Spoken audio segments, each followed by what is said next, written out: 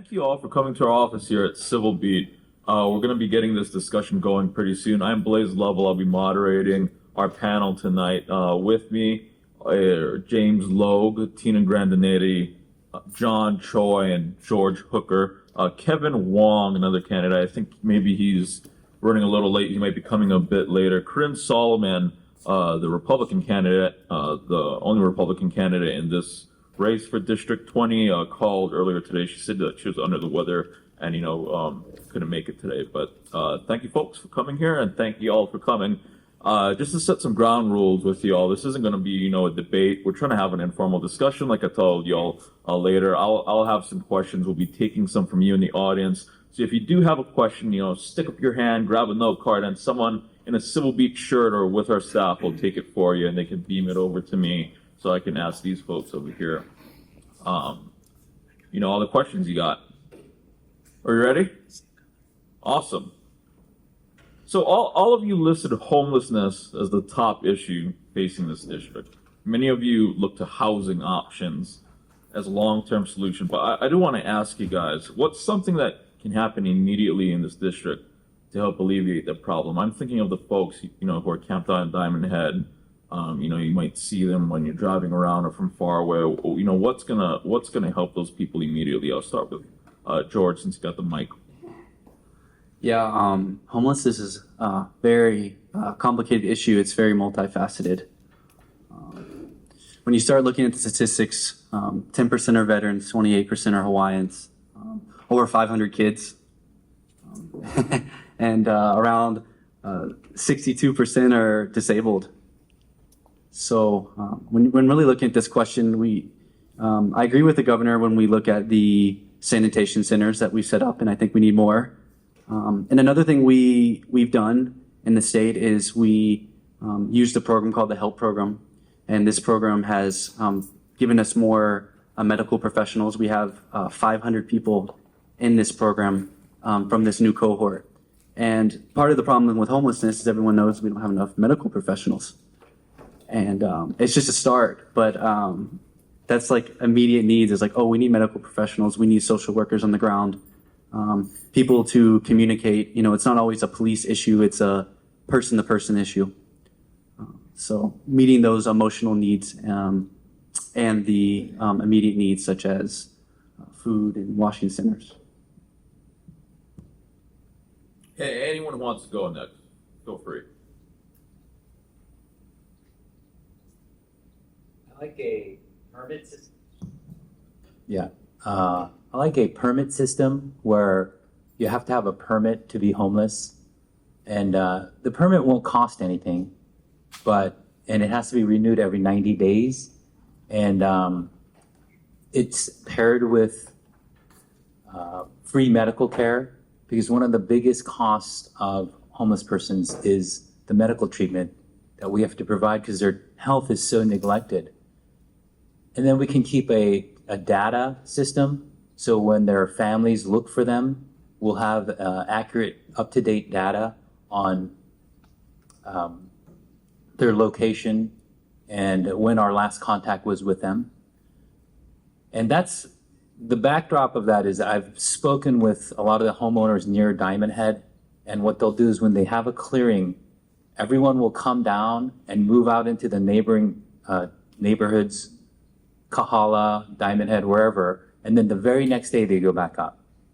And the years I've surfed at Diamond Head, I befriended a gentleman. He does a lot of the yard work there.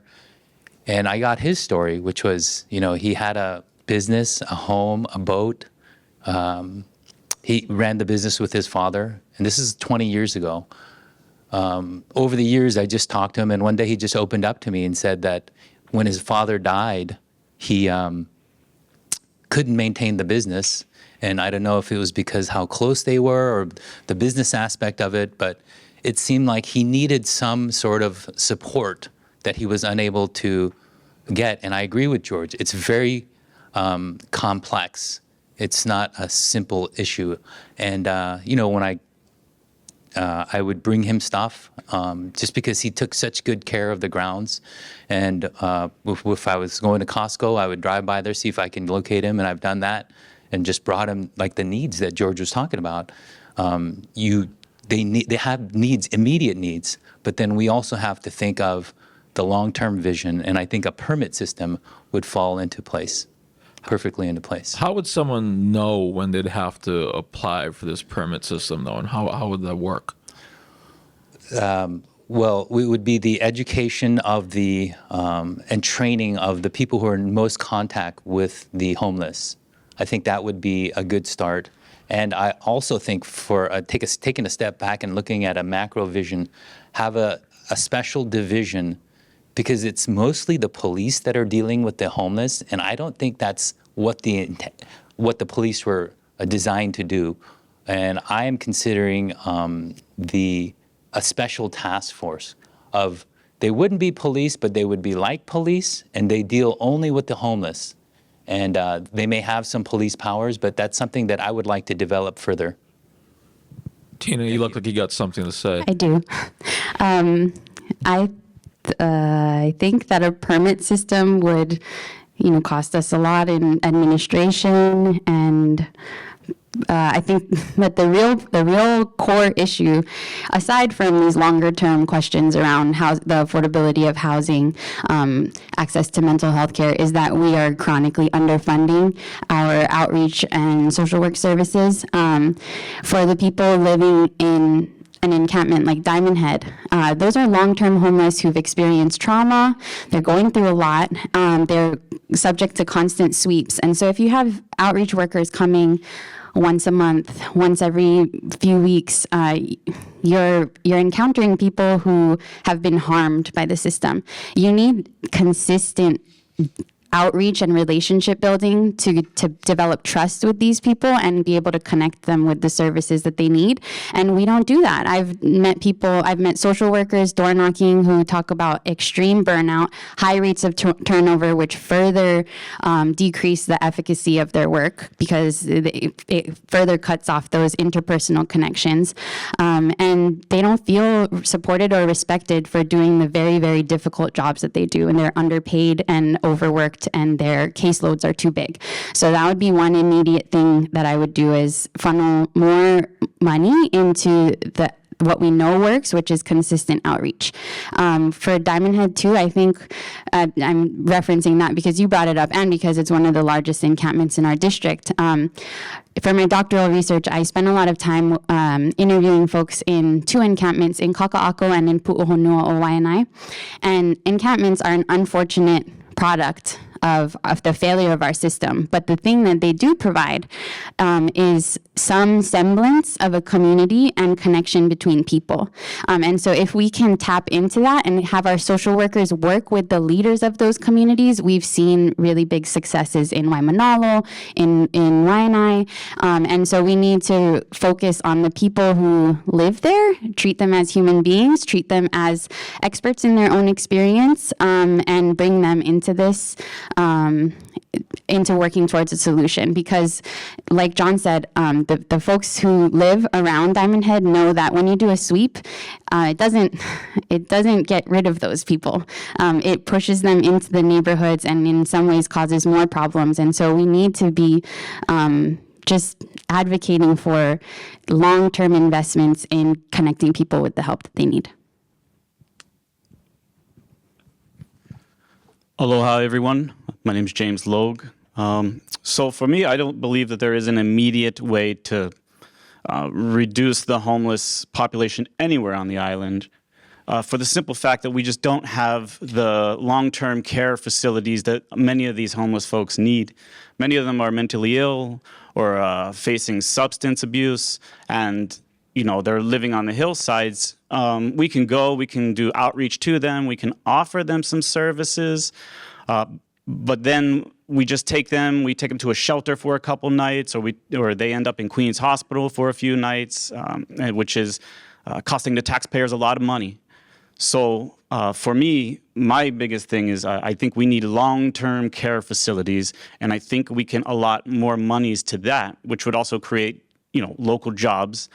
But again, without the long-term care facilities, we're just, like they said, we're shuffling them around, this community, that community, up the hill, down the hill, in and out of Queens. There's no there's no fix.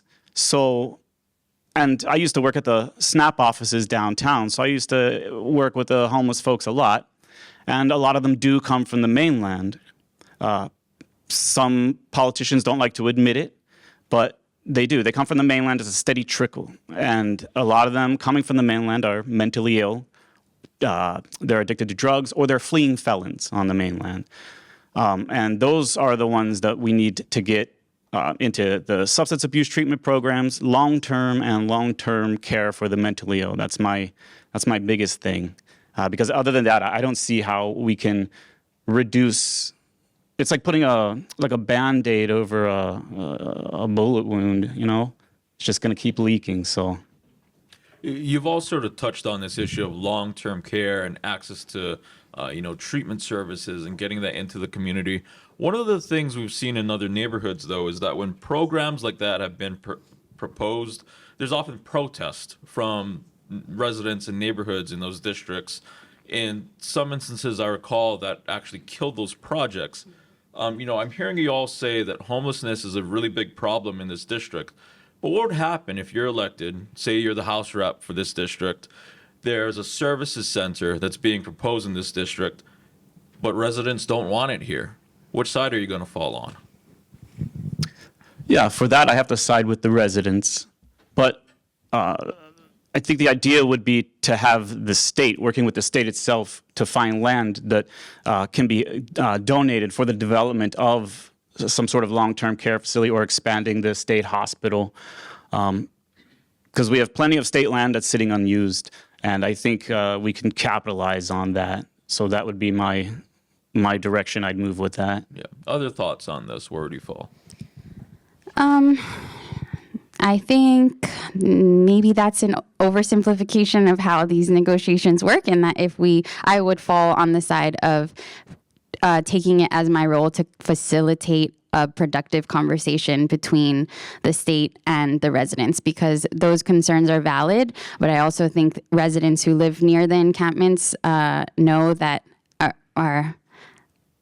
that a facility, if it's a facility or an encampment, I think one choice is better than another if the community feels that they are involved in the planning and can be assured that they feel safe in their neighborhoods. And I think that there's a recently opened facility at Leahi, which just opened, and I would really like to learn more about the process that they went through to make that possible. Because anytime, you're right, it is difficult, and anytime we do have some success on that front, we should really think through how did we get there, and how can we continue to have collaborative conversations with community. And John, like James, you've talked about opening up state lands for other uses. Is this one of them? Absolutely. We all die. Everyone's going to die. In this room, everyone will die someday. And you have to calculate that into the homeless problem, because we can't keep adding to the homeless, and we have to stop. And to do that is to get housing. And we have land. We have land. And if you drive by the available low-income housing now, it's mostly 2 to 3 stories. We can build up, and we should build up. And it's absolutely imperative that we get the affordable housing now, start now, to start building on those properties that are 2 stories when they could be 30 stories.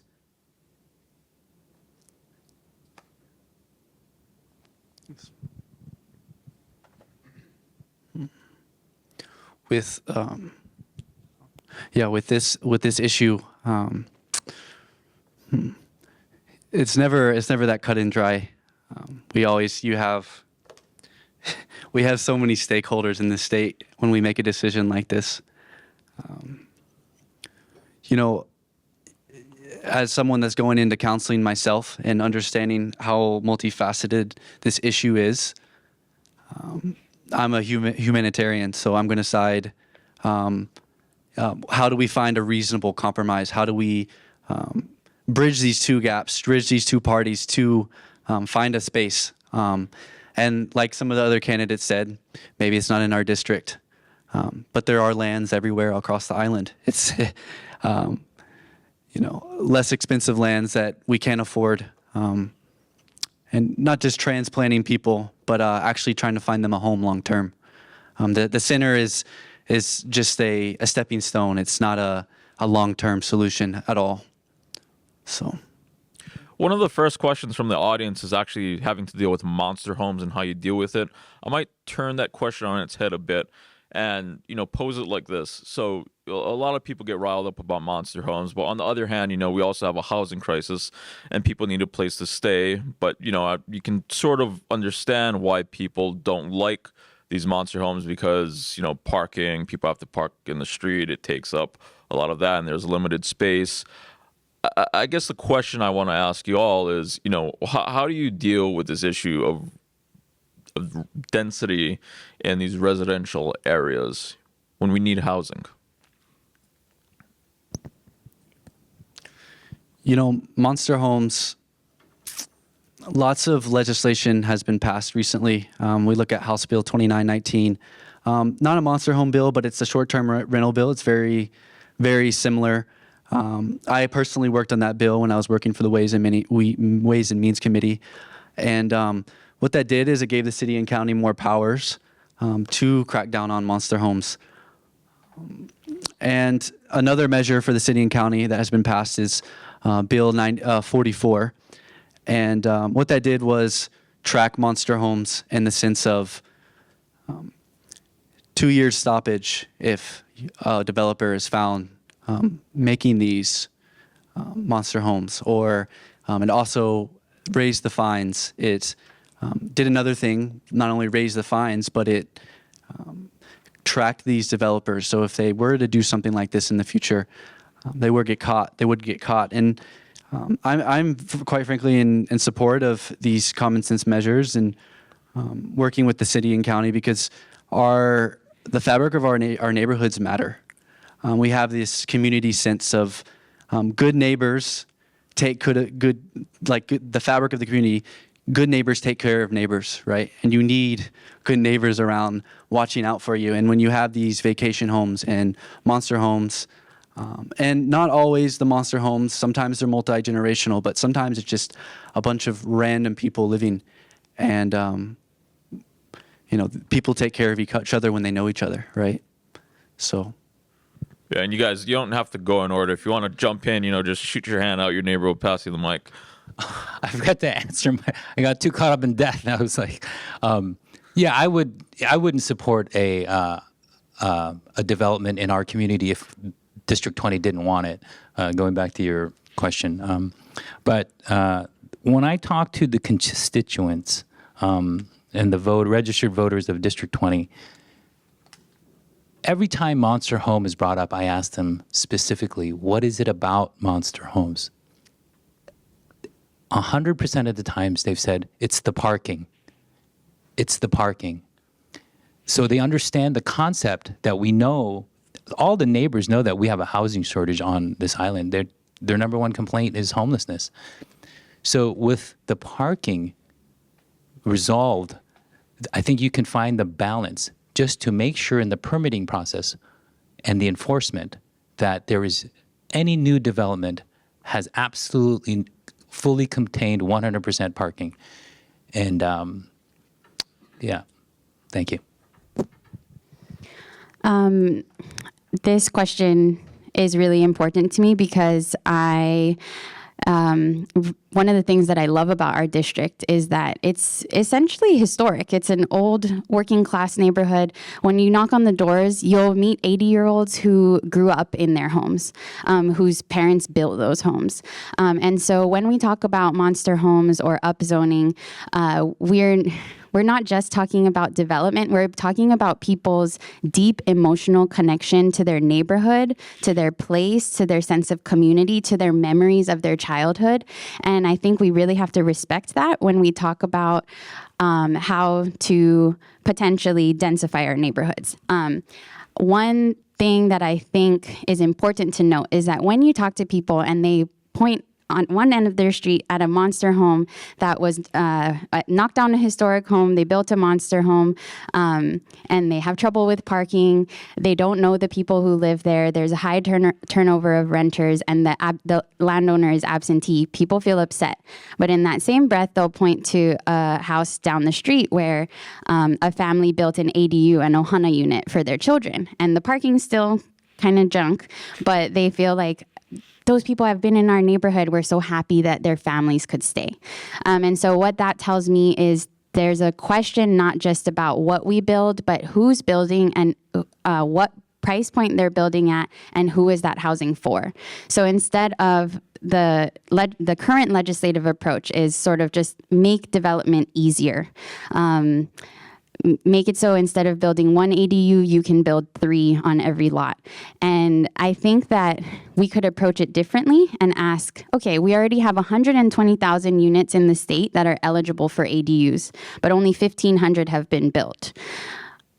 What can we do to empower local families who live in and occupy or own and occupy their residence to do some of that densification? So one idea I would like to explore, instead of loosening regulations on monster homes or, ADUs or middle housing, like low rises, is start an ADU grant program that local families who live in their homes can access if they to help them build their ADUs if they put a deed restriction on it to guarantee that it is permanently affordable or accessible only to residents. These are programs similar programs, deed restriction programs exist in other states, but we don't have one here.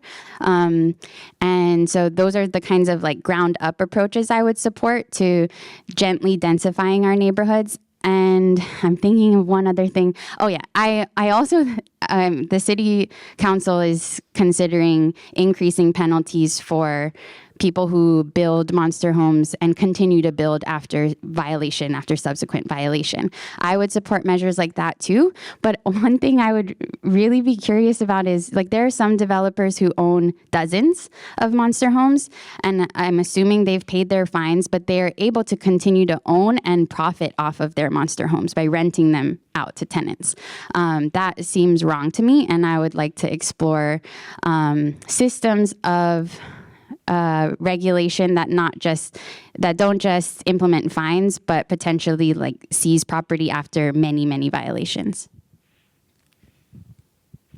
Can you repeat the question just so I can get a better idea? Sure. It's about, a lot of people get riled up about monster homes. One of the issues is the parking, but we're sort of dealing with this, issue of we have a housing crisis. But these higher density developments come with a lot of issues. We actually got another question on this. It's about this issue of accessory dwelling units on allowing 2 accessory dwelling units on homes is from a bill that passed the legislature this session. What's your thoughts on that? I just want to go back and touch on the monster home issue. Because one of the issues with the monster homes and how they're able to be developed is it's quite sad, actually. A lot of the families who've had these homes for generations, the current occupants are too old, and they need. I met a couple folks who said that their neighbors had to go into hospice, so they had to sell their homes to cover the cost. And we could talk about senior care and medical care and things too, but I think that's just one of the issues that needs to be. So when I look at a problem, I look at it like an onion. Yeah, There's multiple layers.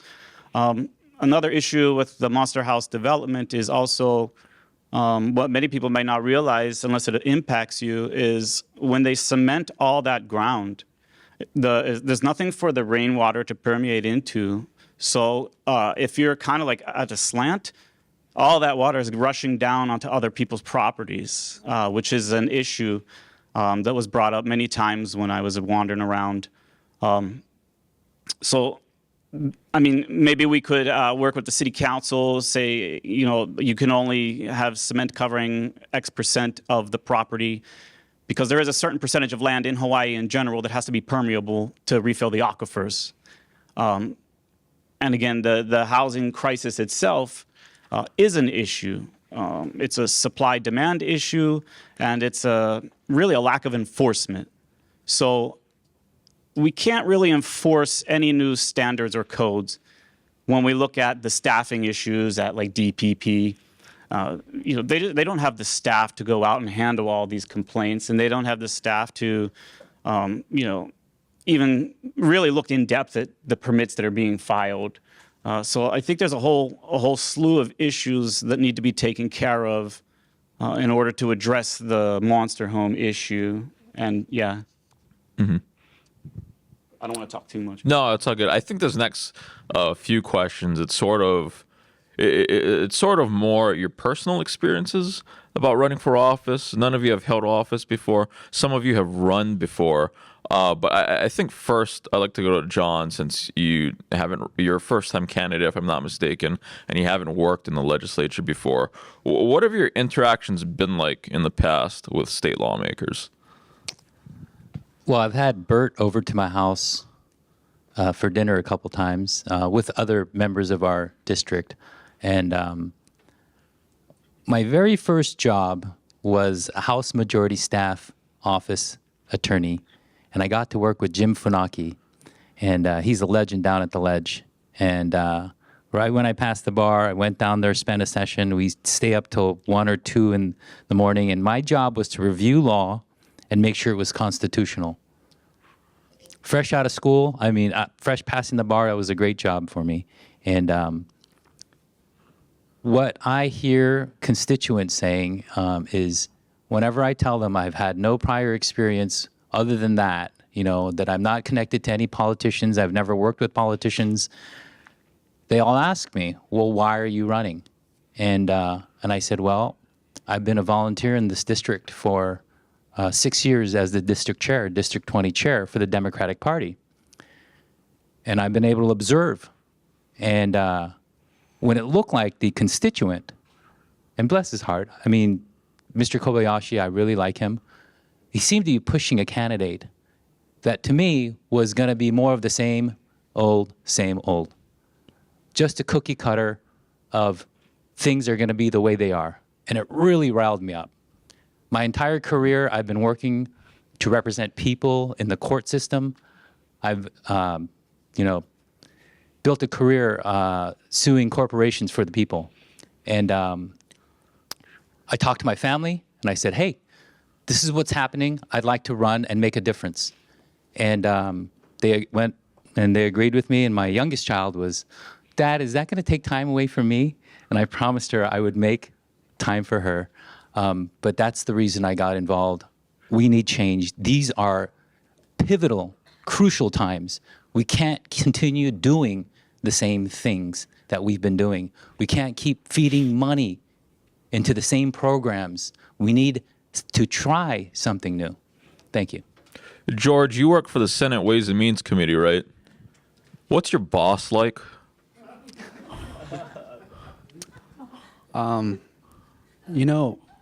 That's an interesting question. Senator De La Cruz is one of the most intelligent people I've ever met. He's always thinking 3-4 steps ahead, has a vision for the state. Now, I understand that many people think that he comes off as rude or not very kind, but he has a plan. He has a vision. He has a thought process for the future. We have a lot of representatives or senators that are down there that are just sitting in their seat. They don't have a vision. They don't have a thought process of how are we going to do this. What is it going to look like in 20 years? What is this going to look like in 15 years? So, very hard job working 60 hours, 70 hours a week during Senate session. Learned a lot. If anything, the experience was very meaningful to me. So, James, you've run at least one time before. Yeah, what have you, learned in your interactions with state lawmakers, either as a private citizen or while on the campaign trail? Well, I used to work at the state legislature, So I have a lot of relationships with a lot of the lawmakers. I guess I would say one thing that always bothered me. Oh yeah, how do you turn it on? Hello. Oh yeah. So I guess one of the things that always bothered me was kind of like what John was touching on. We kind of keep getting the same cookie cutters every election, even if it's a new person, because they're kind of backed by the system that's been benefiting from, all their decisions this entire time.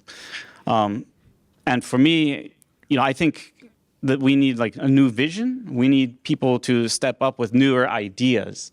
But we also have to be able to enter the House of Representatives and build relationships and work with everyone else and, probably articulate why these things should be done, in a manner that can gain the support that's necessary. A lot of lawmakers, they worry about, funding. Where's the funding going to come from? Things like that. So, I think just going in and building those relationships and being able to articulate, how this bill can get through and move on to the future is key.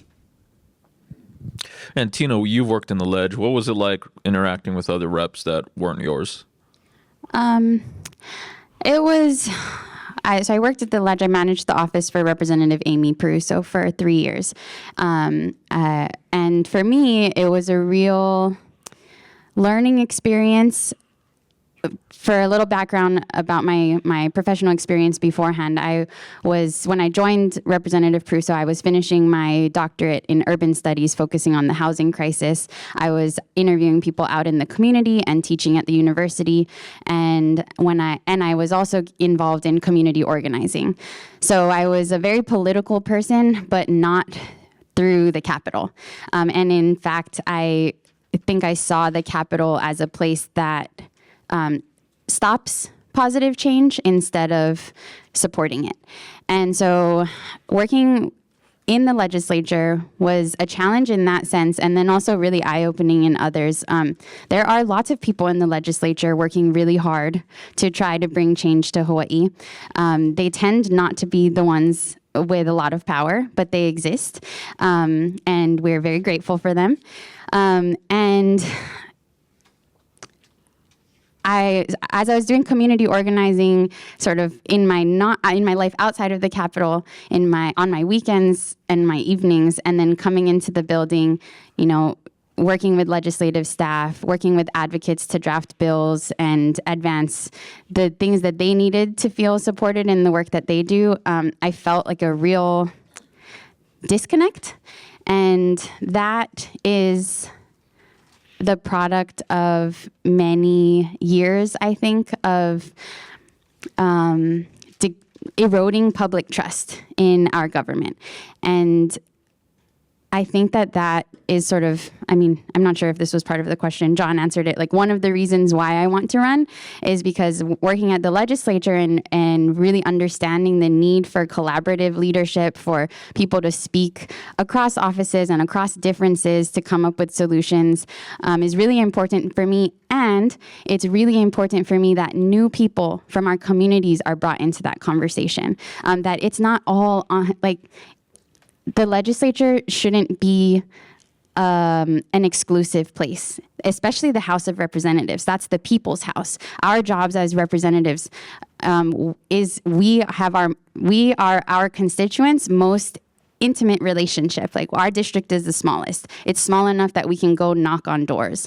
And so I think it's our job not just to collaborate with other legislators, but to collaborate with the community who we represent.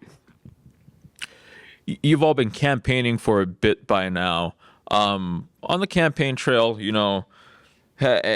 you're one of the candidates getting campaign donations from donors, have any of them ever pressured you into taking action in exchange for getting their donation? In other words, to simplify my question, have any of you been bribed yet? No. Well, that's a great Don't say yes, John.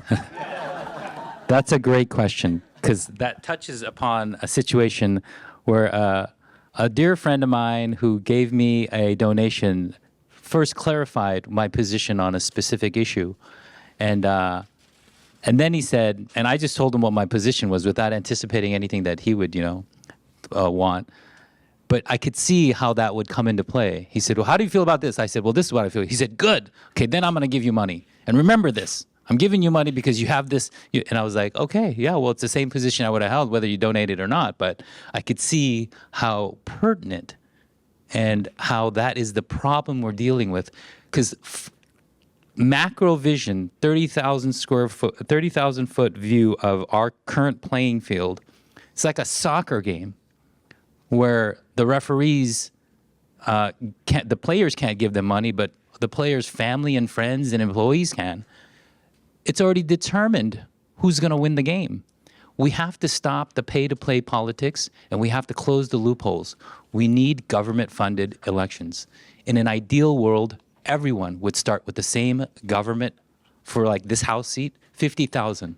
Incumbent or not, everyone starts. You get like maybe 200 donations that are certified by the people, and then you get this money. And everyone who qualifies, then you have to be creative. You have to be resourceful. You have to appreciate and respect this money. Our current system is broken. Raise as much as you can, spend as much as you can, and then when you get into office, do the exact opposite? It's not working. We need to fix the system. So no, maybe, George. No.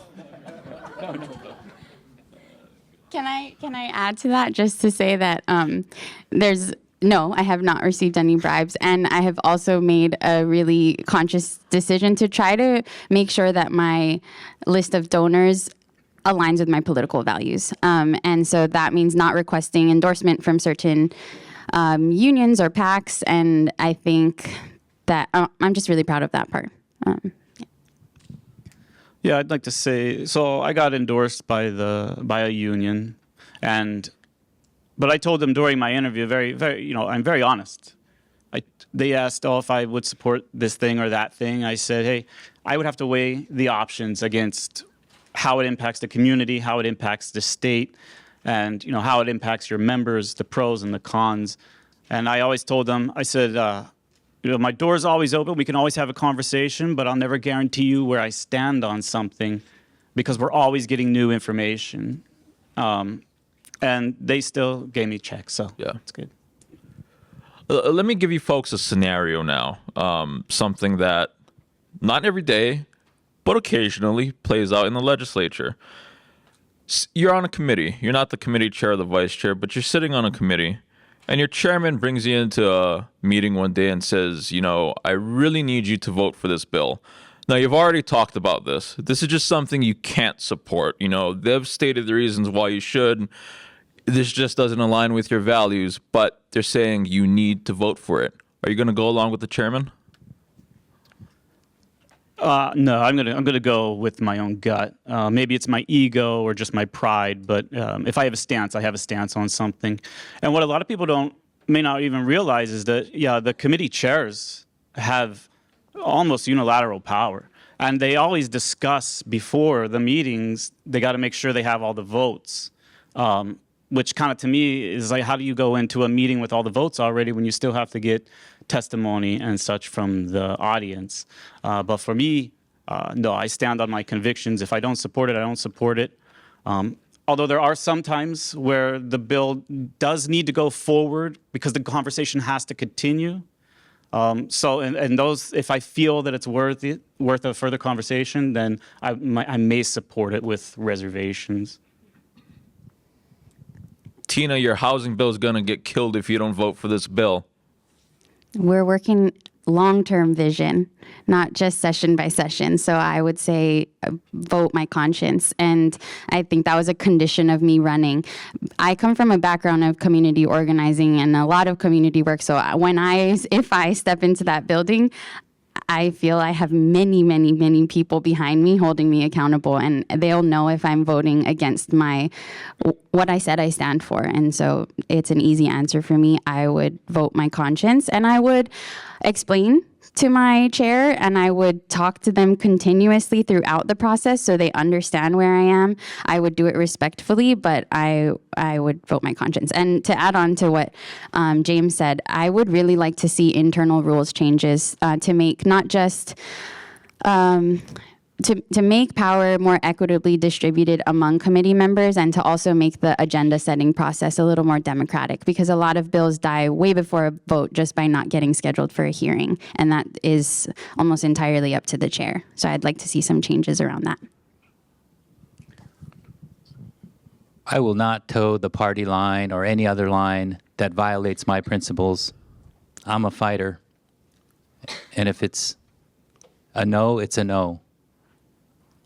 I was warned that getting into politics is if you don't follow the party line, you will be isolated by the leadership. And if you're isolated as a legislator, you have no power, and that you're left alone and you're ineffective.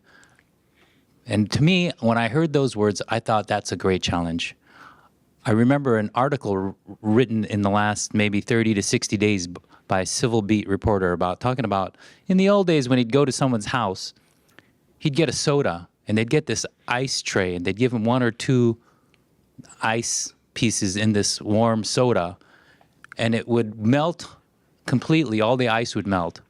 Then he talked about how, and to touch about what Tina said, about how there are good people in the legislature right now, but they're not in leadership. And how if you get a whole bunch of ice cubes, it changes the temperature immediately. And that's what we need to do in the legislature. That was the analogy that was drawn in the article, which is we need a lot of good legislators. We need to keep electing the legislators that will do the people's will, and not just the same old, not the people that are backed by the current power structure that they know nothing will change. And so, no, I will not succumb to leadership pressure. Thank you. I just want to mention real quick that Kevin Wong has walked in. He's over there on the right. But before you get to him, George, your thoughts on this issue of powers of committee chairs? Right. So when looking at this issue, we have to first see that you see the bill sees the committee multiple times. It sees the floor multiple times. And it depends where we are on the cycle of the bill. Let's say it's first time through, I'm going to vote yes, because that's what needs to be done. We need to continue the discussion. But when we get to the end, and if the bill is something that I still don't like, I will vote no. But I'm not going to cut discussion immediately just because it's against my values or my views. I'm going to try to change it in a way to benefit the community and the state. And I think I learned this communication being one of 9 children and also playing on a big football team at UH. We have I've learned these communication skills is like, okay, how do I get through to this person? How do I, everyone are just people. You just have to get through to the person and let them know what is going on in your community and how it would affect if this would to go through. Communication and understanding is really the first step of a good legislator. Kevin, I wasn't sure if you were here for the question, but I'm basically asking everyone if they were coerced and who beat them up. In a hypothetical sense, it's a question about, if the committee chair calls you into a meeting and says you got to vote this way on a bill, or leadership calls you into a meeting and says you got to vote this way on a bill, how are you going to respond to that? Okay. Well, first of all, let me apologize for being late. I had a commitment that I made a while back. Multiple people were coming, and I didn't want to leave them hanging. So again, sorry for being late. I'm here now. But when it comes to that question, I think it really depends on the bill. When I look at bills, I know that they're always in draft form until they're final. I've been doing this kind of thing for about 12 years now, looking at legislation, 7 years at the House, working for Representative Scott Nishimoto, and another 5 years, just these past 5 years in the mayor's office, where I focus on all the state legislation that affects the city. If we said kill a bill now, we wouldn't know what it might do later on. You know, we want to keep the discussion open as long as possible. So in general, I would err on the side of keeping something alive rather than killing it right away, just to encourage discussion. You know, that's one thing that I really believe in. I've been walking around having lots of good discussions with a lot of people on all kinds of different subjects. Sometimes I'm there at one house for half an hour. But I like that conversation. Let's talk about the issues and figure it out. So we'll keep it alive as long as we can. And while you've got the mic, and since I tortured everyone else with this question, have you gotten bribed yet, Kevin? I'm understanding that my validation is free, right? So you're saying on the way here in the bathroom, slip a check under the... I'm going to switch gears a little bit because I saw that there's a couple questions on this. If you all just could talk a little bit about your, about how long you've been in the district, your connections to it, where you all live. Give us a sense of, your sense of place here. Okay, well, You can go in any order. Okay, sorry. Since I have the mic, I was born here. I'm sorry, I did not turn off my phone when I got in here. It's in a rush. But I was born in the district. I left for college, basically. I went to Portland for a little while for community college, and then down to Concordia in Irvine. After that, I basically came right back here, started working at the legislature when I figured out what I kind of wanted to do. So I'm 35, I'll be 36 in October, but so about 30 years. Yeah, thanks for the question. I moved to Hawaii to play college football at UH. Played outside linebacker, defensive end, and moved here and pretty much been in the district ever since. Playing for the Warriors really helped me fall in love with Hawaii. A lot of my teammates and friends became family, and I was like, want to be in Hawaii long term. Like I feel like this is home for me. And just been here ever since, over on 17th Avenue, right beside KCC.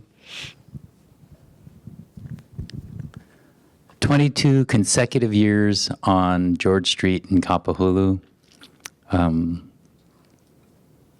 We raised our two daughters, my wife Michelle and I. One went to Kahala Elementary, one went to Waikiki Elementary.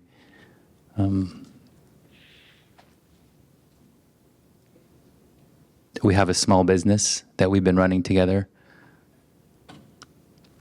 And that's one of the things I love about our district. There are a lot of small businesses, and we love them. I moved to Kapahulu in early 2021. I'm originally from Mililani. I graduated from Mililani High School. And then after high school, I moved away to New York for a couple years for undergrad. Came right back home because I missed Hawaii too much. I did my master's. Oh, hello. Finished undergrad and my master's at the University of Hawaii, and was living in town for all of that. And then I moved to Australia to pursue my doctorate in urban studies. And while I was there, my research focus was Hawaii. So I was living in Australia, but really remained deeply tied to Hawaii and the issues that I saw, that I felt experiencing the increasing cost of housing, watching my friends and family move away. And so as soon as I could, I moved back home to finish my PhD, and initially moved back in with my parents in Mililani. My sister, my parents, and I all pooled our money together to buy the apartment that I live in now in Kapahulu. So that's sort of been my home. And what I love about this district, is the deep sense of community. It's right on the outskirts of the city. It's like so urban in some ways, but when you knock, people have lived there for generations, like Kevin's family. And that's something that I really respect and maybe crave, because I grew up in, you know, a town that was 20 years old when I was born in it. But I think that my connection to Kapahulu is a little bit more recent. My love for Hawaii has been my whole life, and part of the reason I'm running is just because I really care about making sure that local people get to stay here and that our neighborhoods maintain that sense of place, and that we all get to enjoy that deep sense of community to each other. So, is it on? Okay. So I moved into the district about mid-2020 with my fiance and our families. We have a home in Kaimuki because it's a beautiful neighborhood. It's a beautiful community. I wanted to live somewhere where we could raise children and they could run around outside and play, as opposed to maybe living in like a condo downtown. I didn't want that.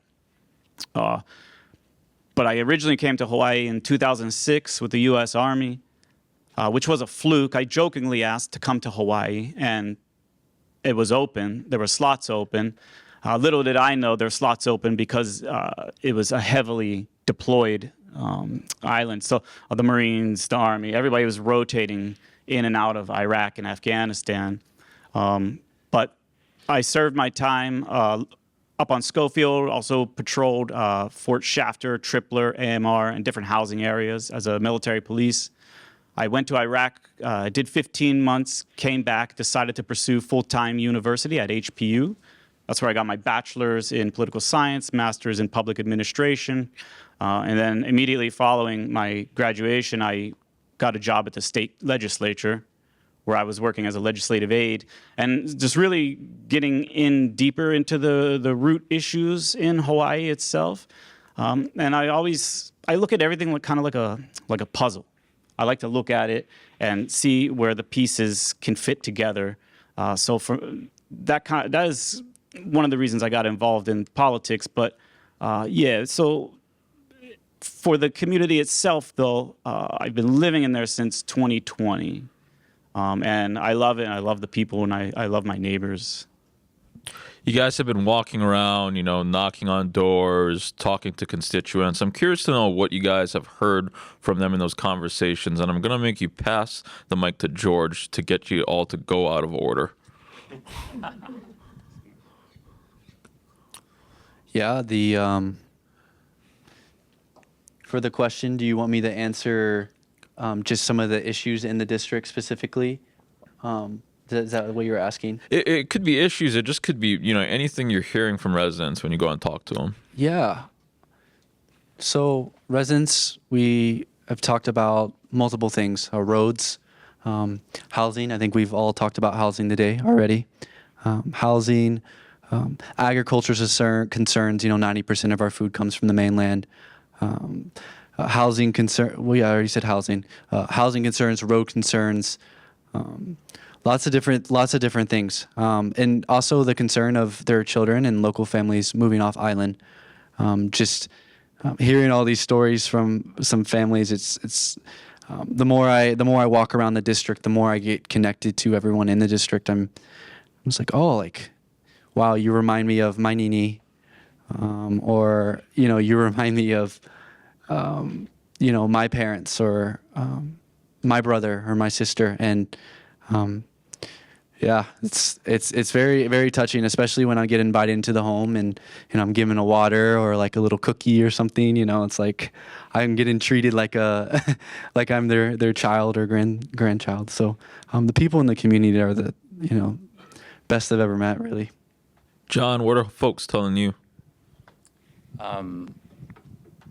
We met this one guy, Miley and I. Miley's my intern. The minute we saw him, he said, "You guys, what do you need? What do you need? What do you need? You need money?" We're like, no. We came to introduce ourselves. He goes, "You want money?" I said, no. And we started talking about the issues he wanted. And he's like, "Oh, you're campaigning. I guess you need money for your campaign." He pulled out his wallet and gave us $100. And I was like, I'd never experienced anything like that.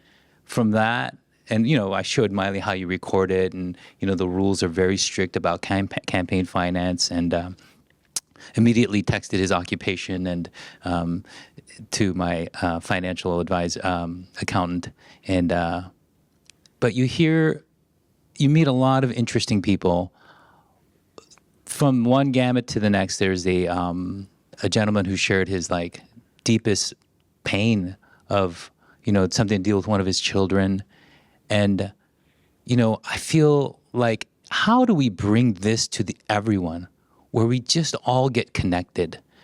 And that's the thing that I felt the most. Like, I feel so privileged for people opening their doors and hearts to me and Miley, sometimes me by myself, sometimes me and some other, another volunteer. But what I'm hearing is our district is probably the best district in all of Oahu. And there are some changes that need to be done. And there is a lot of love. I think of my own neighbors, the Ueharas, the Hamanos that live right across the street. Mr. Hamano, he lived till he was 99. He passed away during COVID. Then we have the Resents. They've been there so many generations. And their grandfathers, next door to our house is the Costas, and the Resents live right across the street and one house over. Their grandfathers were brothers. And so we have the Resents and the Costas, and then we have the Kimuras. It's just that neighborhood feel, the love that everyone has for each other. We share fruits that we have from our gardens with our neighbors. Everyone knows everyone's kids. And that's what I hear from the neighbors, is the love of the community. And that's what makes District 20 the best district in Oahu. Kevin, what are residents telling you? Well, so I've gone around the entire district already and talked to everyone who would. A lot of the issues that I hear about are the ones that I've been hearing from my family for years. When I first started doing this kind of stuff back in 2012, it's the same things: homelessness, parking issues, speeding, deferred maintenance of our facilities, parks, and various public buildings. The other thing that has come to the surface a lot lately is I've knocked on a lot of doors, and the person that answers the door is a caregiver. That's something that hits really personally to me. I live with my grandparents. They're 97 and 95. And it's my brother, my uncle, and my cousin that help take care of them. I'm lucky. I have a bigger family, and we kind of take turns doing that kind of thing. But we're in a situation where if we didn't have that, if my brother has to work late, I have to work late, and we don't figure it out, we don't know who's going to be watching them at night. Early dementia, really hard of hearing. Recovering from a stroke and severe mobility issues are difficult for anyone to deal with. So that's something that I see kind of frequently. That's something that is a personal issue for me, where that's part of why in the past I actually just resigned from the Hawaii Health Systems Corporation Board. They help manage Leahi Hospital. That's why I joined it in the first place. I remember being little at Kaimuki Christian, and we would actually walk over there, play games, and read stories with the residents there. And that's something that I don't see happening anymore. A lot of things have changed, and I think the bigger complaints are a lot of what's happened in the last 35 years. So I'm anxious to get working on those. A lot of them are city issues. I've been in the mayor's office for the last 5 years. I know the processes. I know the people to work on those. That's one of the things I'm really excited to try to do. I've seen a big disconnect between the state and the county on a lot of things, particularly with homelessness. You're on one side of the street, you're okay. You're on the other, you're not. And they just move back and forth.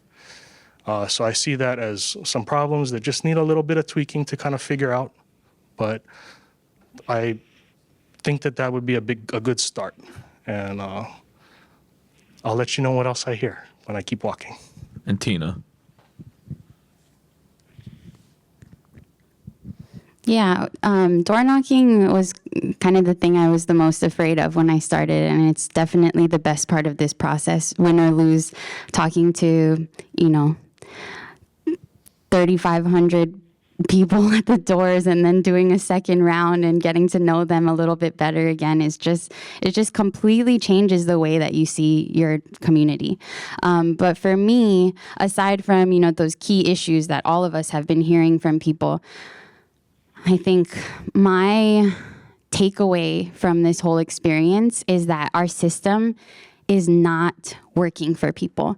And what's really interesting about District 20 is we start in Kapahulu, working class, old rundown walk-ups, and then you get all the way to Kahala, which is, $1 million, like mansions. Everything's $1 million now, multi-million-dollar mansions. But these two stories kind of stick out to me from door knocking. I was in Kapahulu and talked to a woman in a walk-up. She was a kupuna. She was caretaking for her mother who had Alzheimer's, and she was on disability. She told me she hasn't had electricity for a year and a half. She fell behind on her bills during COVID. She had assistance from CNHA for a while, but they have an 18-month cap, and she hasn't been able to turn it back on. And she was like, but this building runs on gas, so I can still cook and I can take a hot shower. And I was so upset after hearing that story. And then on the other end of the district in Kahala, I was door knocking, one of the wealthiest neighborhoods on the island. And I knocked on this one home. It was a really cute old Kahala home from, it was one of the older ones. It was surrounded by newer mansions. And I knocked on the door. An old woman came to the door. She was also a caretaker for her husband. He was in hospice in their home. And she was like, I told her, your home is so beautiful. She's like, yeah, I know. I love it. And we're so lucky we could raise our family here. But when my kids were growing up here, the whole street was filled with kids. And now I have no neighbors because every house around me is a vacation home or a second home for somebody who doesn't live here. And it's just that, even across that economic diversity, the system isn't working. For some people, the impacts of that are extreme, as in you don't have your lights turned on, but even the most privileged and wealthy in the district, they lost their neighbors, they lost their community. So, that's something I'll be thinking about for a really long time. So the question was, what concerns are brought up when you're discussing with the neighbors? Yeah, I think everything everyone said here, of course, and I think what it really comes down to as well is the change in character of the community, because when you have the homeless making camps everywhere, breaking into people's garages, stealing things, and then you have development moving in, you're changing the character of the community, and folks who've grown up here their whole life, multi-generational, they're not used to that. And rightly so, they shouldn't have to get used to it. So touching on, like Tina said, the system is not working for the people, you could say. And again, I think that's kind of why we all are running for office, because we all kind of see the flaws in the system and the lack of anyone really standing up and saying something on behalf of the people who live in their districts. As Tina was saying earlier, a lot of lawmakers are they have a good heart, but they're either too quiet or they just don't speak out enough. But we have to start speaking up and speaking out. Social media is there to help you gain traction and support on things, so that characteristics of the community doesn't have to change so dramatically as they have been. So I think that's the biggest thing overall is the character change of the community. We'll just stick with you for this next question, James, and this comes from the audience.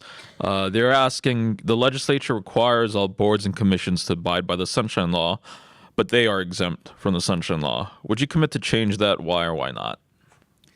Yeah, 100%, because it kind of goes into our conversation about committees before, where there's backdoor discussions happening about, what's going to happen with the legislation in the committee and such.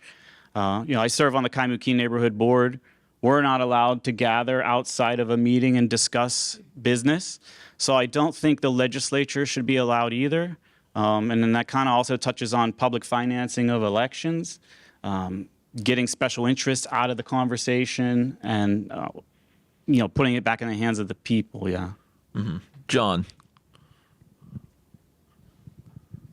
Closed doors means darkness. Let the light shine in. 100%. Transparency and openness.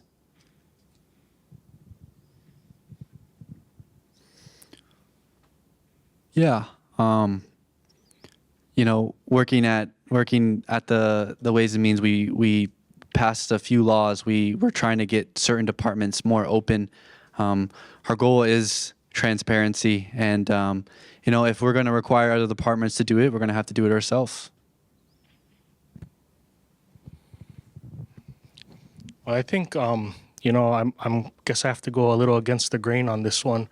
Not that I think it's perfect, but I think there are a number of things that people don't think about. One of the requirements of Sunshine Law is that things are posted a week in advance. There are 3,000 bills average that get introduced every year. These things move through committees quickly because they aren't subject to that. So I'd definitely be open to looking at certain reform, but to blanketly say that the Sunshine Law is going to apply, I think could be really detrimental, especially in situations where there's an emergency. If the Maui fire happened again during session, we couldn't take action immediately. Things like that, I think that's why there is that exception for the legislature. I definitely think it could be improved. But to just apply it blanketly again, I have some concerns with it. What do you think is a reasonable application of the Sunshine Law to the legislature then? Well, I think maybe the gathering requirement might be okay. There are certain exemptions in the Sunshine Law for permitted interaction groups. I think that could be useful. But the biggest problem for me I see is the posting requirements and the agenda requirements. They're very limiting, especially when it comes to having hearings and actually talking about the issue with the public. There are the 48 hours that people are given. If you're paying attention, I know sometimes it's difficult. It was hard for me when I first started. But when you look at it and you care about the issue, you can sign up for notifications. They come to you right when they're posted. You can file testimony online and do all these things now, especially after COVID. So for me, I think the biggest part is if you want to do the permitted interaction groups to have talks with certain groups, to me it would basically be your committee though. One less than majority would be the limit if we were to apply the Sunshine Law. And Tina? I would support the extension of Sunshine Law to the legislature. And I would also, I do see what Kevin is saying about the reporting posting requirements and how that would have a big impact on staff. So I think that we should also account for the additional work and sort of process-oriented things that go along with that. Those are really important because, otherwise people end up cutting corners and you don't achieve what you wanted to. So our session staff deserve to be kind of brought into that conversation in that sense. Yeah, you did, James. Before we continue, we just wanted to do one last call out for questions. If you have any, grab a postcard, stick it up in the air so Civil Beat staffer can come along and grab it from you and hand it off to me. sticking with the legislature and stuff in the Capitol, lobbyists, they're a fact of life there, and I feel like lobbying gets a really dirty word sometimes, but it's not all bad. It's actually kind of necessary part of the process, I think. But we talked a little bit about this earlier, but you as a legislator need to stay in office, and for you to stay in office, you need money to campaign. Would you let your campaign take contributions from lobbyists while you're legislating? No. Yeah, I'm going to say no, because I think it would be hypocritical, because one of my things is getting the money out of the politics. And when you're lobbying during legislative session, to me, that's kind of hypocritical if I take your check. But also, I mean, you get a paycheck. I think you can put money away to your campaign. That's what I've done. Put my own money into my campaign, and then just trying to do the outreach. Yeah, but yeah. Sorry, I'll just add. I mean, there's in our Civil Beat questionnaire, we all answered questions around ending pay-to-play donations and publicly financed elections. I feel like it's a no, but it's also advocating for systemic changes instead of leaving that choice up to individual legislators. You can't pay the referee in the middle of a soccer game. Absolutely not. Yeah, we have to look at right, timing matters, right? So right in the middle of session, not the best time. But if it's always about when timing is. We can't during session is just unethical, I think, in many ways, and we can't do that. So I'm not for it. Sorry, can I clarify the question? You're saying no. So it's about if you're in the middle of session and a lobbyist comes up to you and wants to give your campaign a contribution, is that a time where you would take it? Okay, sorry, because right now there's already a law that says there's no fundraising during session. Yeah. And sorry, I guess one more clarifying thing. Are you talking about sitting legislators or everybody? Well, in this case, you'd be the sitting legislator, right? So I'm talking about you. Okay. Well, I guess I'm just talking about rules in general. As someone who has been trying to raise some money, if I was not allowed to take a check during session, it would make starting up really hard. I think certain rules can be applicable to sitting legislators. Yeah, you're the sitting legislator. Yeah, I just didn't wanted to make sure that's what we were saying. I think we already have some things in place. We've been looking at expanding them. A lot of bills have died this past session, but a lot of good reform bills have been discussed, and I look forward to that discussion. This is another audience question that just came in. Some of you have touched on it a little bit, but would you support the comprehensive public financing of elections? That was a bill that came up in the last two sessions. It hasn't made it yet. Is that something you'd support?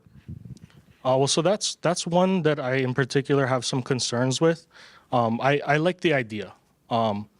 However, I think if we were to make that a blanket requirement saying everyone has to do that, right now there is a option to kind of opt in. But I think when we're looking at the budget for the state, there's a whole bunch of things that are going to be paid for over the next few years. Where the way with the Maui wildfire, our payments go in and we have to wait years before FEMA pays us back. There's a hazard pay issue right now where a lot of government workers are going to be paid extra for the time that they spent providing core services to our residents during the pandemic. On top of that, we did just do that, the legislature just did that tax cut. All those things put together is a lot of money that we are going to be short in the next few years. I think that while the idea is good, when we're looking at that type of shortfall in the budget and the possibility of an unknown number of candidates that would get tens of thousands of dollars, I would really want to look at the risk for abuse. If someone just filed as a candidate and all of a sudden got $40,000, $50,000. Also, the impact to the state and its services. We already don't pay our employees enough. I think we need to seriously look at the impact it might have to services, and also take into consideration if you think the services we have now are adequate. Are we trying to increase them, or are we okay where they're at? I guess I just have some concerns with it. Yeah, that's a very good question. When we look at this, me personally, I would want to do a study first. Many times we can do studies and it gives us some background knowledge. If this type of thing would work or if other places have done this. And even using our institutions such as UH and other places to help us run a study like this. Because there is the possibility of a lot of people running. And in one way that would be good, but just like Kevin said, you know, how much money do we have in the budget? You know, I've looked at the budget and I've worked on it. You want to spend it on this, or would you rather spend it on housing or homelessness or our schools or education? So it's really a weighing balance of where do you want to put our money? And we can't just do something immediately. We have to proceed with caution. And that's why I would say first we need to do some sort of study. 100% government-backed elections. We would have such a different system right now if no one could contribute to politicians. That's the end goal. We have to get there as a society, not just for Hawaii, but I think the United States. Thank you. Just to be clear, the proposal wouldn't stop people from donating. The candidate would have to take it on themselves not to accept any money. That system, you know, it's if you try to ban private contributions, that'll likely run into a constitutional challenge. Absolutely. So one of the current bill was, the bill that didn't make it and should have made it was if you certify 200 donations of $5 or more, then you're going to be eligible for this money.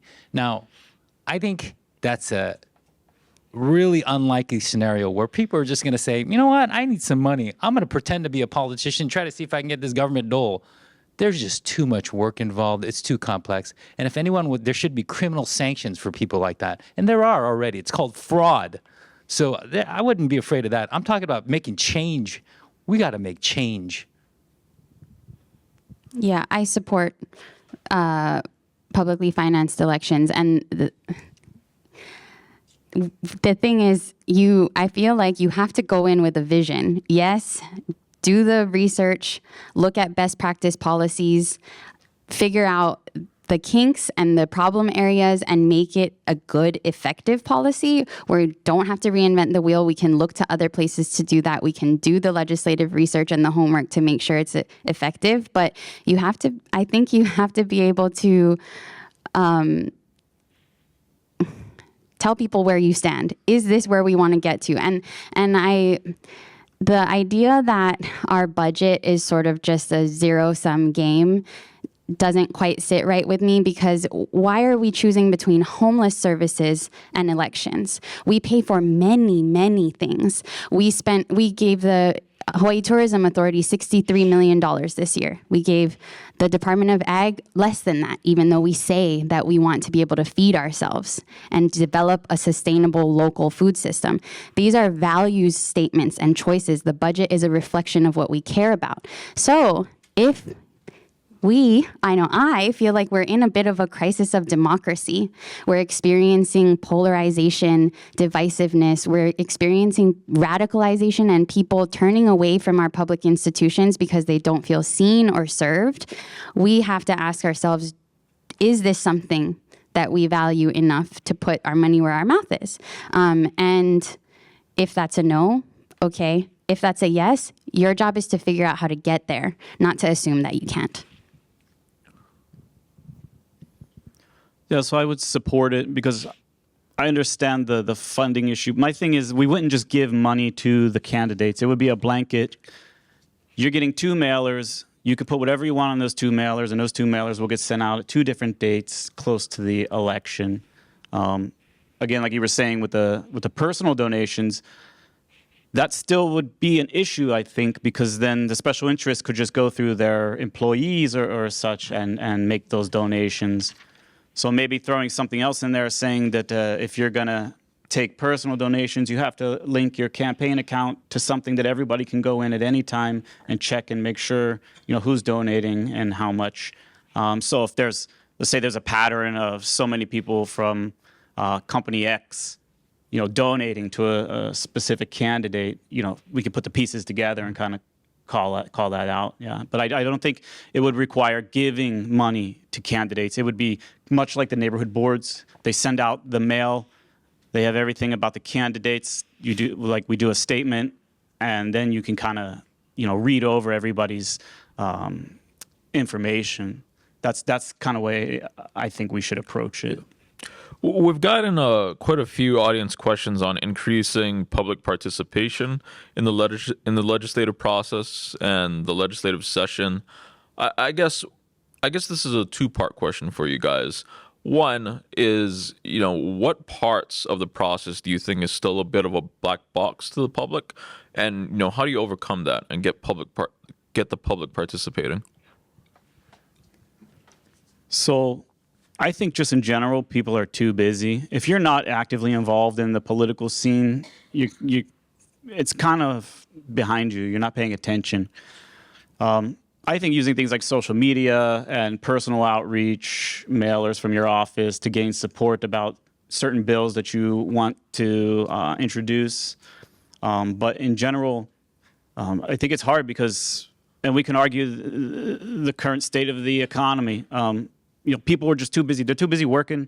They're too busy taking care of their families to stay connected all the time to what legislation is being passed out at committees, what the amendments were, what the committee reports are saying, things like that. But I do think that we can do, just outreach personally, whether through our office or through social media, and just try to drive participation in that way. Mm-hmm.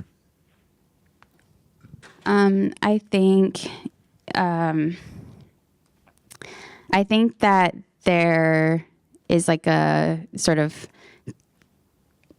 more systemic way to address this issue, and then shorter term things we could do in the meantime. So on a deeper level, I see a lack of public participation in the legislature as the result of people feeling like the legislature does not see or hear or serve them.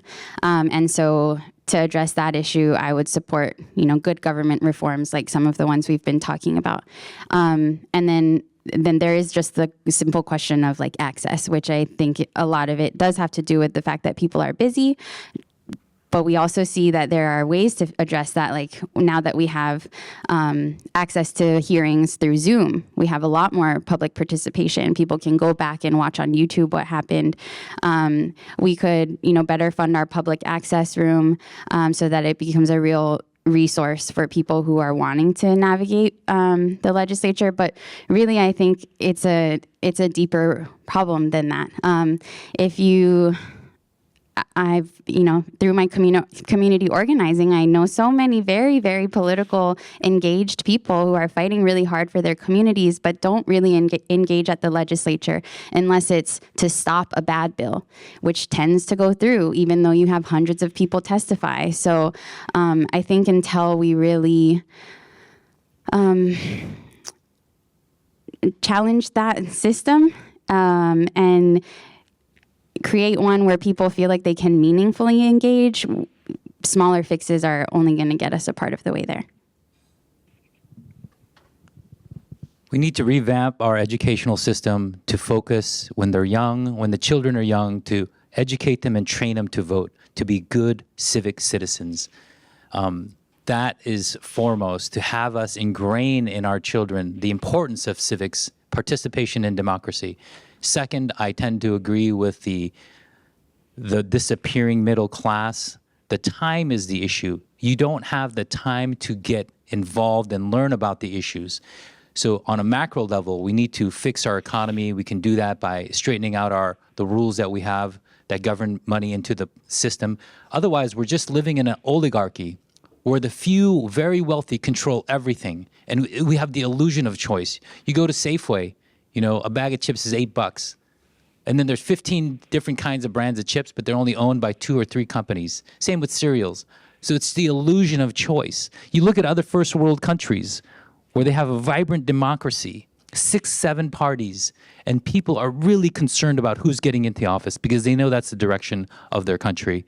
But in America, we keep everybody in poverty because there's a disproportionate number of people, if you draw a line on that number, it's more likely your household income will determine whether you vote or not.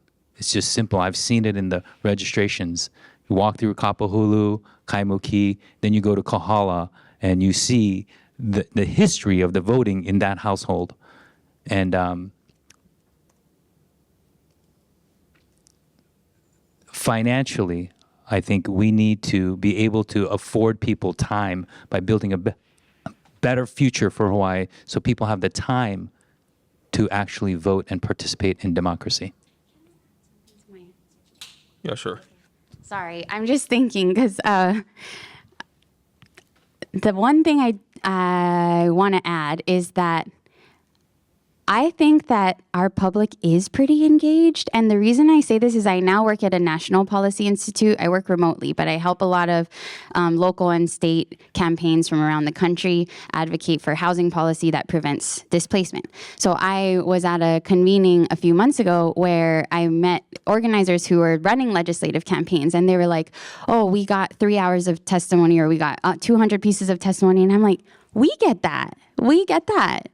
But we're not getting the response. And so that's where you see this ongoing, and then it sort of becomes almost blaming the public when I think that we have many people who are doing their part and they're just not getting to make the impact that they should. Sorry, it is very important. Yeah, good question. Life's busy. I think someone else mentioned that too. And,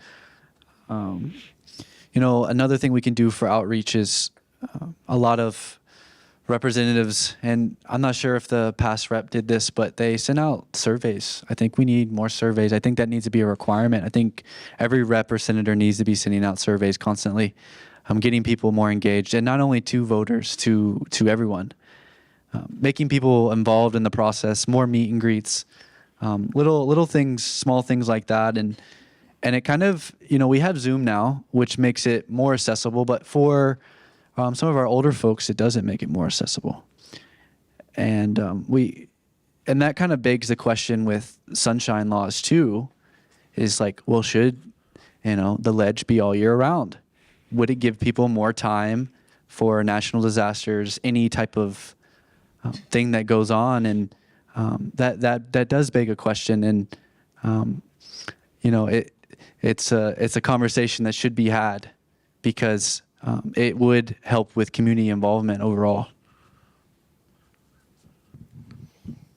Well, so I've done this stuff for a long time. It's very second nature to me at this point. I understand that that's not the case for a lot of people. One of the things that I've done personally is I serve right now as the vice chair of the Oahu Democratic Party and as a co-chair on their legislation committee.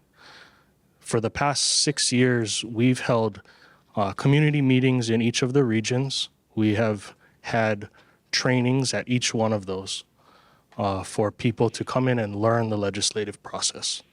It's available online if you guys want to go look at it.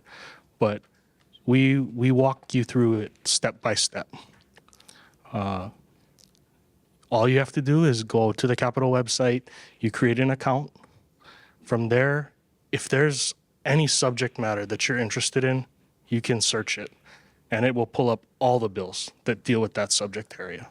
From there, you can sign up for hearing notifications and you'll see how that bill moves every day, step by step. So I think what it comes down to is people being busy or people not having access to the resources to learn how to do that kind of thing. like I said, personally, I have ran these trainings every year. I do 9 every year I've done 9 every year for the last 6 years. Sorry, now 10. We now have 10 regions. So 10 in the last 2 years, 9 for the 4 years before that. I guess I suppose that's more limited to Democratic Party members, but it's out there online. And I'm one of for me, as I go door to door, I urge everyone to call me. If there's something you want to know about, I'm more than willing to try to keep you updated. It's a complicated process, but if you try at it for a little bit, it's not too bad. We have time enough for one more question for you guys, and I'm going to start with George just to screw the order up again. A lot of you have been talking about the same issues. Some of you have even the same proposals to fix those issues. Tell these people, how are you going to make their lives better, and what differentiates you guys from everyone else?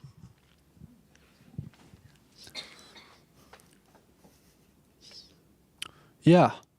Well, I have a very unique background. I think my background's one of my strengths. Like I said, been to lots of different countries, explored the world, even playing football at UH, and one of 9 children. And I think my personal background, and then not only that is I'm working on my master's in counseling psychology, just being able to approach every situation from a place of empathy and kindness. And, we have a lot of people down there in the square building that, a bunch of different professions, but the counselors are really underrepresented. There's not many counselors down there. And I think we need more counselors, especially in our community. And that's one of my big issues. And I also have a plan for our tax code, which is quite extensive. Back this past year, Governor Green in June passed the tax code, House Bill 2404, and I think that's a good stepping stone. But I want to take it one step further. I want to completely shift the tax code, and this is a time to shift the tax code. That was the first time we've done anything with the tax code in the last 50 years. And we're going to see good benefits from it. So that's one of my big things is having a plan to keep local families here regarding the tax code. What do you want next? Now you've got to pick. Oh, I guess James. We'll go all the way across. So, can you repeat the question just to clarify? So what differentiates you from everyone else, and how are you going to make everyone in this district specifically, how are you going to make their lives better? Yeah, so I think with everyone, it's the background and experience. I'm a combat veteran, served in Iraq. I've worked at the legislature. I've worked in law. I've worked, like I said, at the food stamp office helping people. I'm a special investigator for welfare fraud now for the state. And I think just taking all of these experiences I've had in my 38 years helps me bring a broad view and a long-term view, which I always argue that I have more of a long-term view. I'm not looking for the next election cycle. I'm looking long-term, like with long-term care for the mentally ill. I don't want to throw hundreds of millions of dollars at nonprofits for a 3-night stay. I want to throw hundreds of millions of dollars at expanding the state hospital, providing jobs and getting the mentally ill off the streets into permanent care, because that's a long-term solution.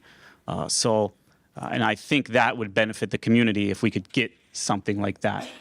So that's what I offer. And my relationships that I have at the legislature, which I'm sure we all probably have working relationships with the legislature, and just using those relationships to help further advance what the community wants.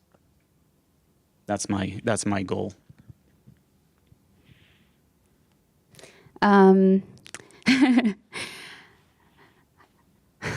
Okay, so what sets me apart, I agree, I would also say, is my background. What I'm really proud of is that I have legislative experience, 3 years running the office for Representative Amy Peruso. I took a very active role in crafting our legislation and working with community advocates around issues like local sustainable agriculture, public education, the university, and I took a lot of initiative in developing a housing policy package that focused on housing security for renters. And aside from that, I have a lot of policy expertise. I spent my entire graduate studies focusing on the housing crisis, which is the primary issue impacting District 20. And my approach to that kind of policy is not just building our way out, which we have seen has detrimental impacts on our neighborhood, specifically Kaimuki, Kapahulu, and Kahala, and instead studying in Australia, working with policymakers and organizers from across the country to find best practice policies that prevent displacement and make sure that the housing we build and the housing we have is for local people, local working people, and our families. And then the thing that sets me apart the most is, I think, my community organizing experience outside of my professional life. In my personal life, I have been deeply committed to Hawaii. I was one of the founding members of the Oahu Water Protectors, and we worked really hard to shut down Red Hill. I have worked with the Honolulu Tenants Union, trying unsuccessfully to prevent the eviction of 130 families at Kapiolani apartments, which are now going to be turned into Ku'ilei Place. When we failed at that, we instead advocated for the developer to provide more relocation assistance for those families.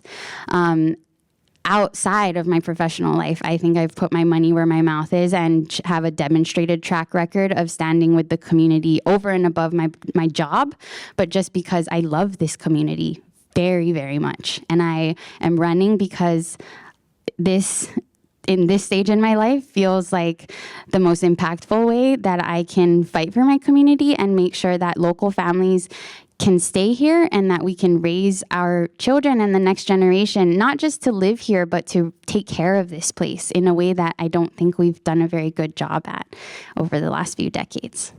Thank you.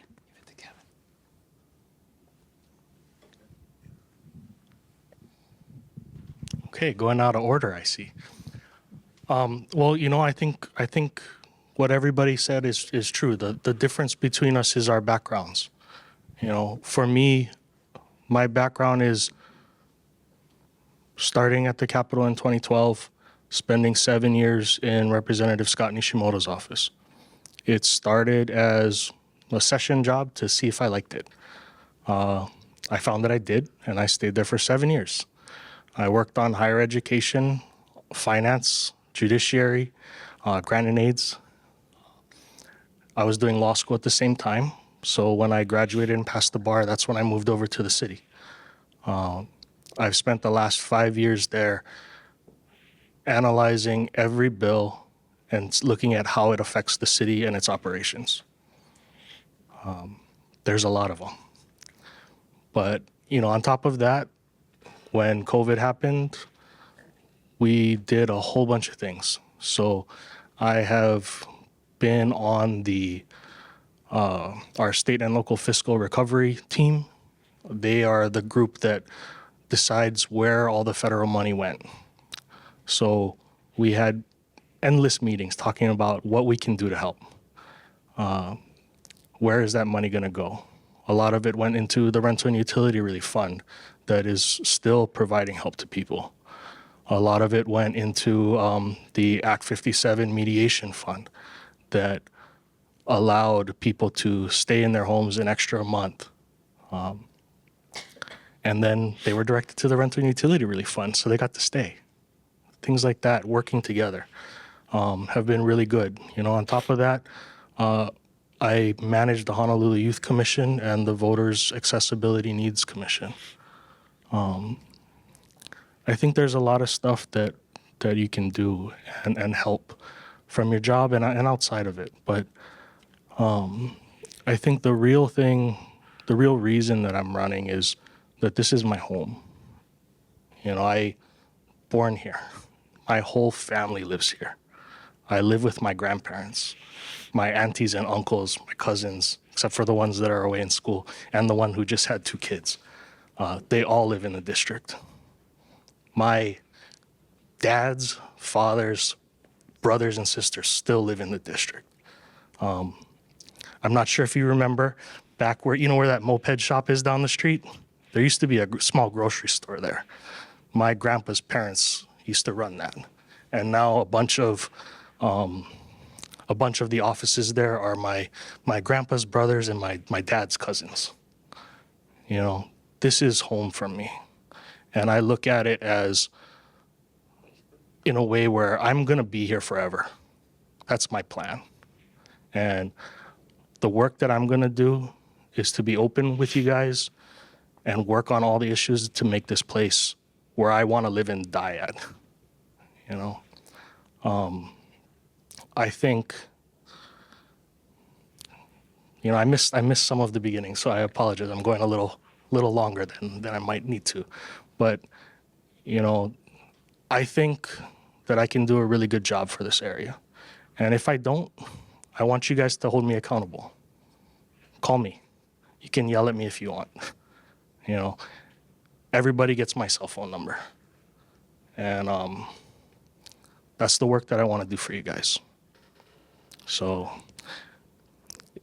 the questions that I missed, feel free to ask them. I'll be hanging around too.